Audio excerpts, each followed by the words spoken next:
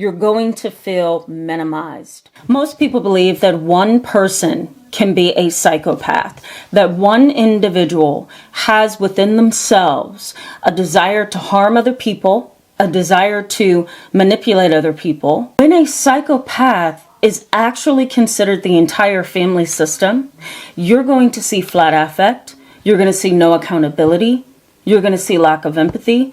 You're also going to see this manipulation that goes from one place in the family to the next place. Research shows that psychopathic traits don't just appear in a vacuum, right? So, in other words, they can cluster inside of a family dynamic and a family system.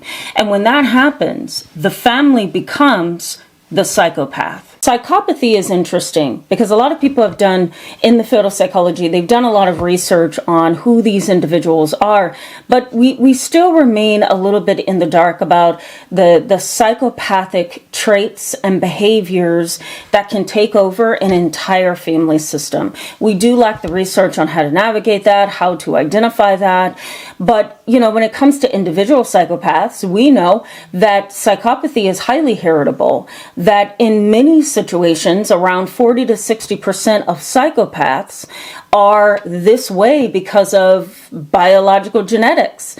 They do things that are very out of touch with reality sometimes, and it can be hard to spot them just on the street or just in your family. You're going to need a variety of experiences with that person and a variety of examples in that person's life to help you identify if they are a psychopath. When it's an entire family system, things get a little bit more murky. It's a little bit hard to determine who's who, mainly because, again, the research is lacking, but understanding family systems can be complex, much less trying to understand them as psychopathic. The reason that we don't label children psychopaths is because they have so much growing to do. The brain doesn't fully develop until around age 25, 26. There's a lot of variables, and there's a variety of, things that can contribute to or detract from a healthy development in a child. And so we're kind of giving a child a life sentence if we label them a psychopath. Normalization of cold, unemotional traits is something that happens within the psychopathic family dynamic. Unfortunately, the parents tend to have a psychopathic profile. Their parenting is harsh.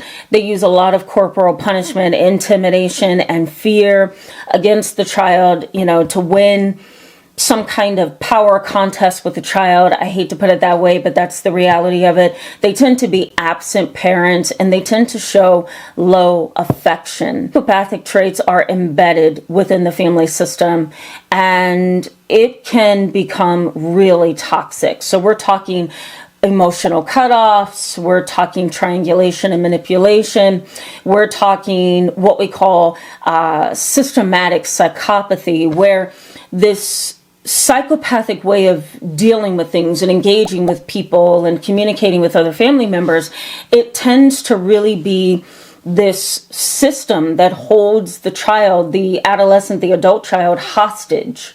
And what you're likely to see in these systematic family dynamics is intimidation, domination, and control. We're also going to see in this systemic psychopathy, this family psychopathy, scapegoating, targeting behaviors, emotional manipulation, and emotional extortion, right?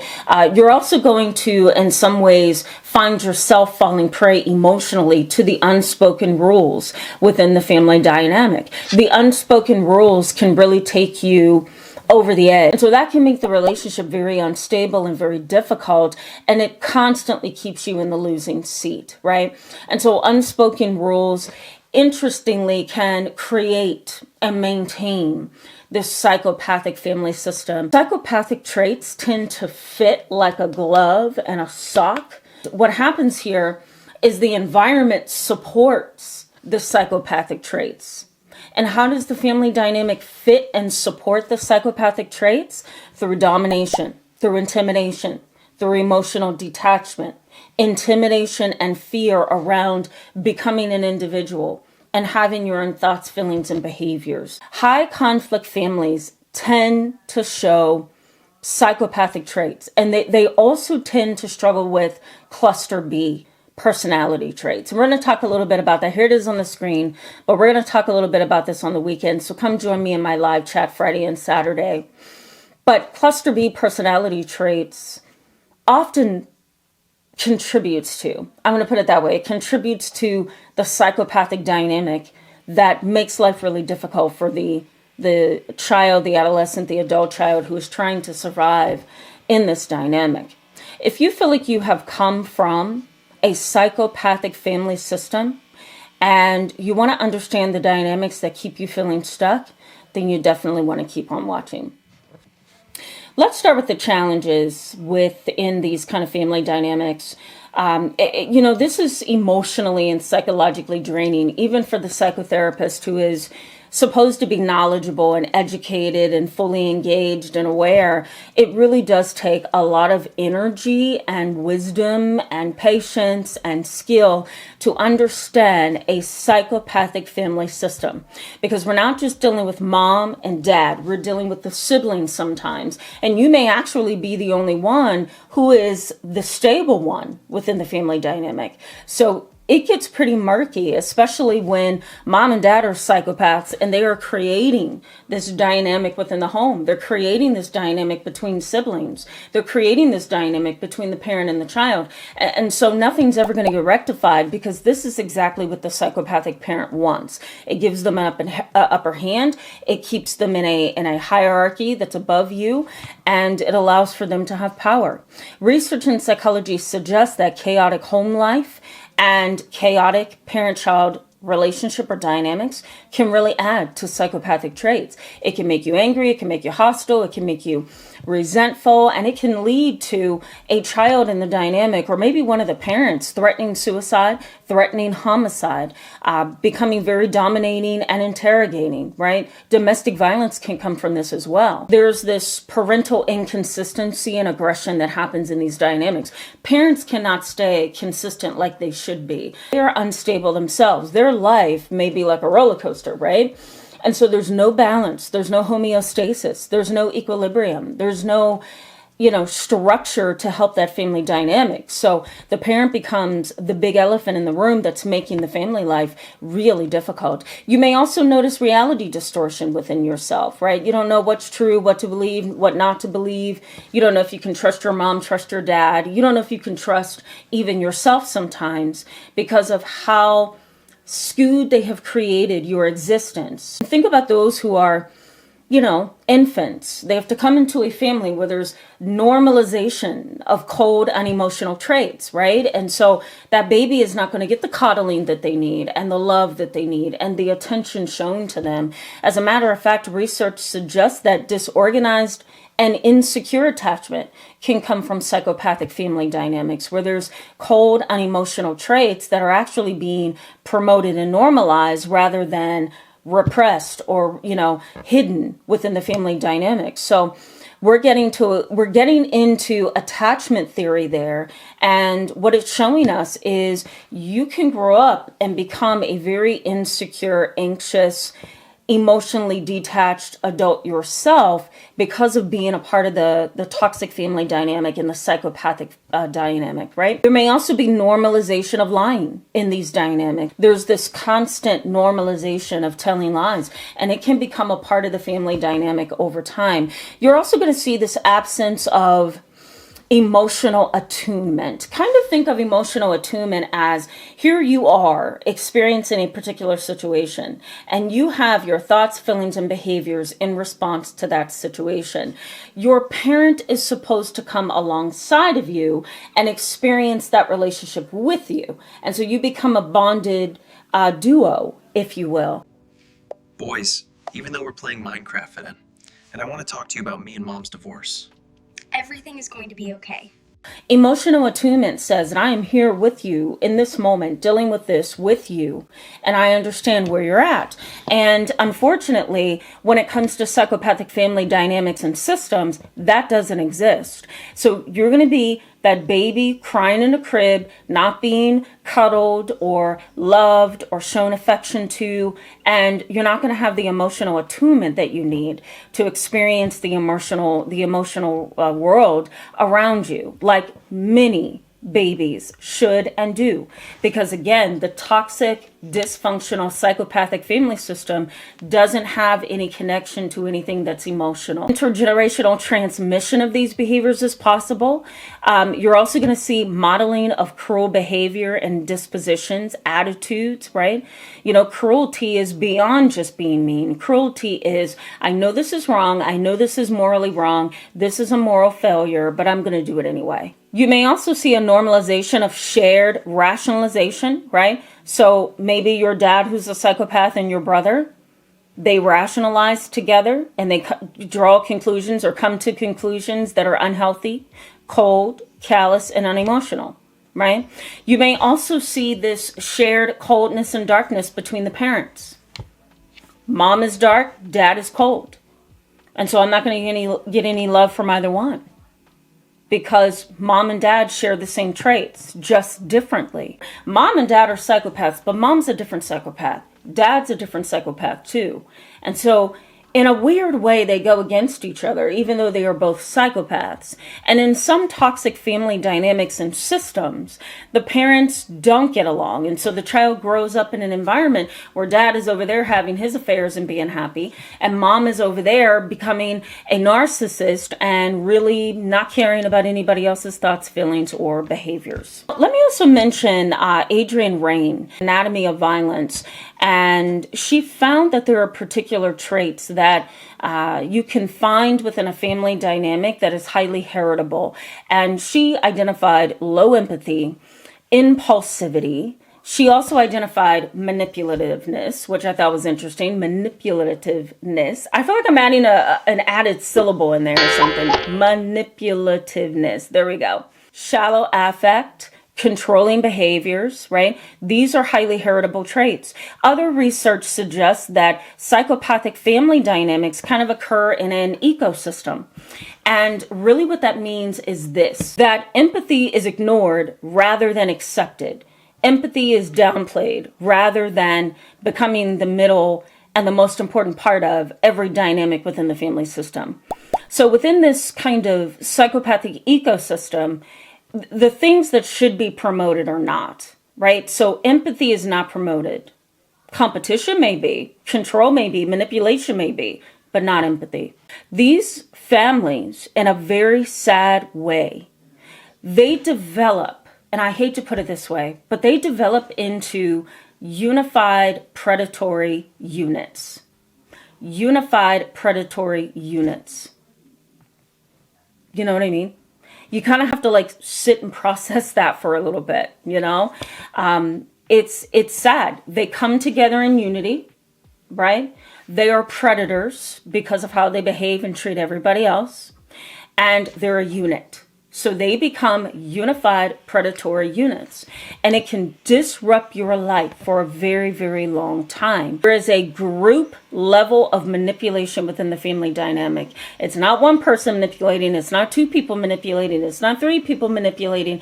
It is actually the entire dynamic that's manipulating. Let's talk about the impact here. What's the impact? Well, oh man, it gets so overwhelming because the impact within these particular families can, you know, impact you negatively in early childhood, adolescence, and then follow you for the rest of your life. And it can make your adult relationships difficult, your adolescent relationships difficult. Let's focus on the first thing that research has identified, and I also identify this in my clinical practice. There's often this rewriting of the narrative or events to their benefit. So let's say, for example, your father is a cold, callous, kind of a psychopath, and he likes everything to be regimented and scheduled, and he's kind of obsessive, right? For some reason, he and your mom, they're not getting along. Mom is more free-spirited. He's more controlling and dominating, right? You may hit the age of 30 and say, I remember you seemed to be the happiest when my brother was born.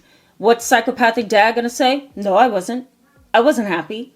You may say, well, at least you seemed happy, you were laughing and smiling. He's going to say, I don't know what you're talking about. That's not true. That's not true at all. I wasn't happy. I was actually the most miserable person. And you may say, I don't ever remember that. And he's going to say, well, it was true.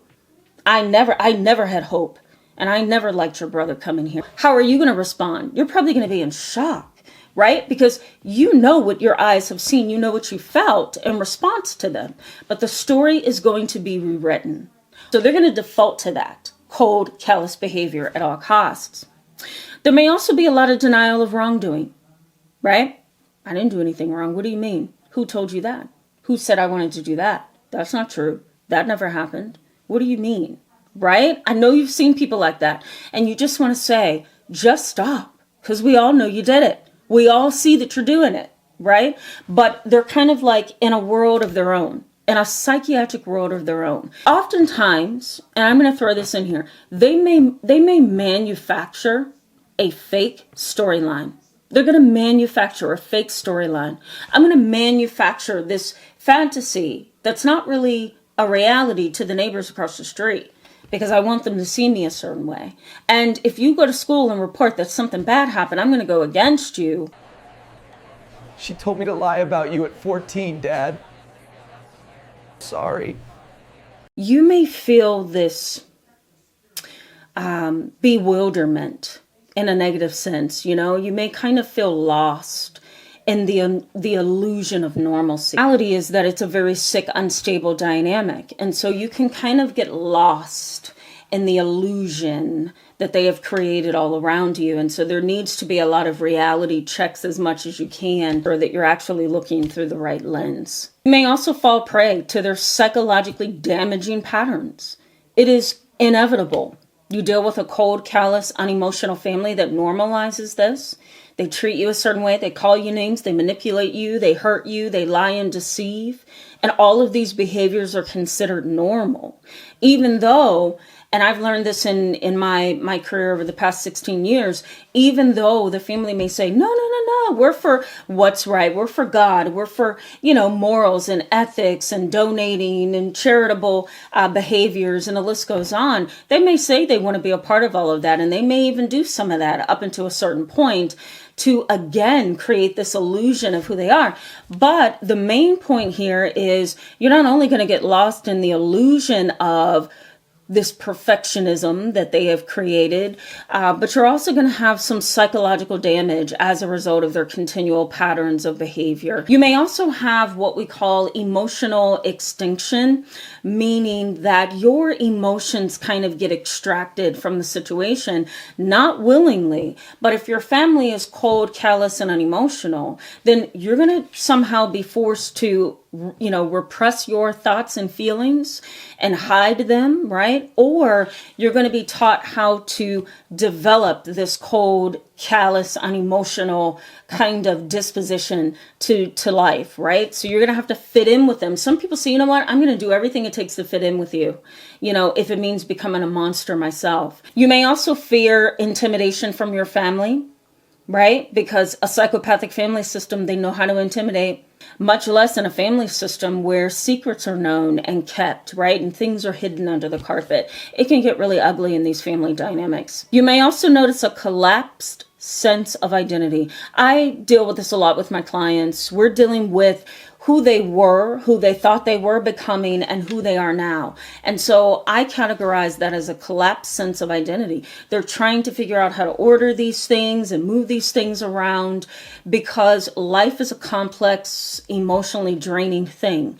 And sometimes the person we want to be, we're not ready yet for that. And other times the person we think we are, we're not quite there yet. You may also notice becoming highly paranoid, right? You feel like everybody's against you. You feel like that person's stalking you and that person is stalking you and that person is following you and that person is manipulating things all around you. And while that may be the case in some situations, for the most part, it isn't happening. And research does suggest that individuals who come from very toxic, traumatic, manipulating, cold, callous, unemotional family dynamics, they end up extraordinarily paranoid, delusional, right? Sometimes even with hallucinations as they develop over time. Now, that's not to say that all people who come from these family dynamics end up delusional or paranoid, but there are a select few who do. And those are the individuals who emerge in their adulthood and they say, I'm being stalked, or that agency is stalking me, or that federal government, or that, long lost brother that I haven't seen in 25 years is stalking me. I know he is, right? He's in my attic. He's sending me text messages. He's covering up his screen name online, watching me when I come out of my house. I can't see him and I can't prove he's there, but he's there because I say he's there and I feel like he's there. There are some individuals who are extraordinarily ill and they are traumatized and they have PTSD, they have delusions, they have paranoia, and it has kind of boiled to the top for them where they don't know what to believe anymore and they don't know how to accept reality, how to minimize delusions and paranoia. They're just kind of stuck in this dynamic of fear. And that is a very normal reaction when it comes to being the victim of a psychopathic family system. If you want to learn a little bit more about this, go ahead and check out this video right here and check into this video here as well. Both of those videos will tell you a little bit more about this topic. I'll see you on the weekend. Bye-bye.